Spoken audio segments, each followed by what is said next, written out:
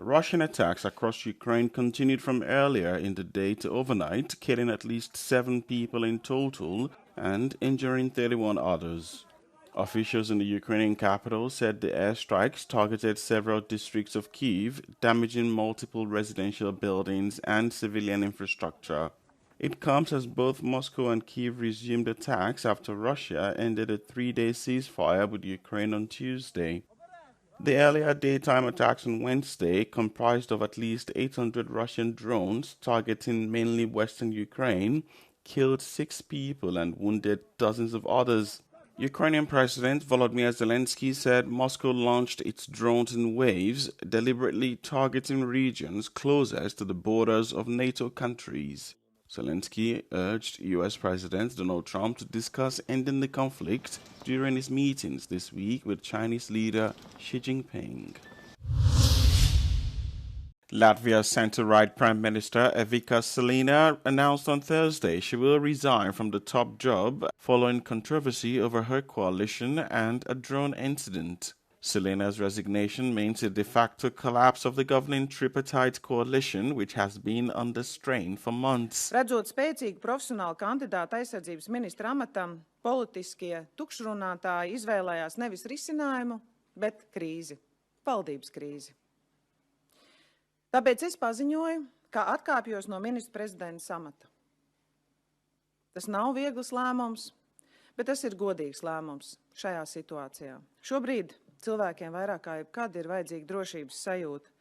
Nevis partiju ķīviņi, nevis amatu dalīšana vai politiska pozicionēšanās. Her resignation came after Latvia's defense minister Andris Spruds from the Progressive Party was forced to resign last week over the government's handling of multiple incidents involving stray drones crossing into Latvian territory.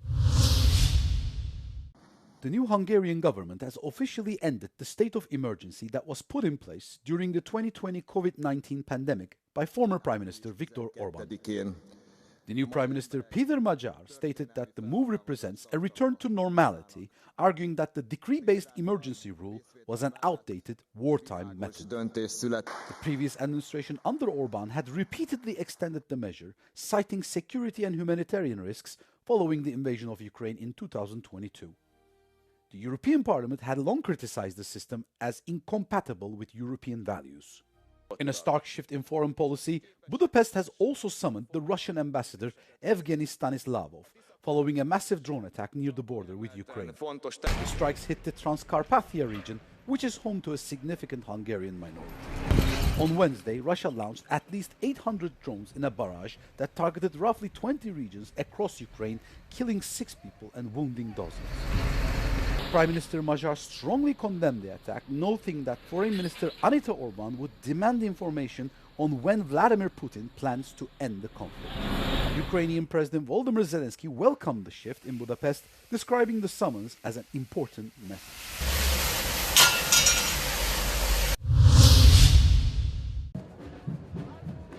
The European Commission announced a non-binding recommendation to end conversion practices targeting LGBTQI+ people. The bloc's equality chief Hadja Labib called conversion therapy torture and said it is up to the EU to react and combat these practices. It's a torture and it's a physical and psychological harassment that could lead to a deep depression or suicide.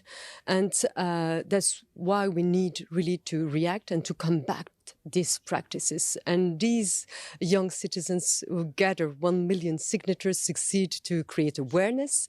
We've launched a study and we are going to organize to put into place a forum for discussion between member states, between the Commission. The resolution, however, is non-binding and falls short of the EU-wide ban on conversion practices that advocates had demanded. When asked why the executive had not gone as far, Labib admitted a lack of unanimity among member states.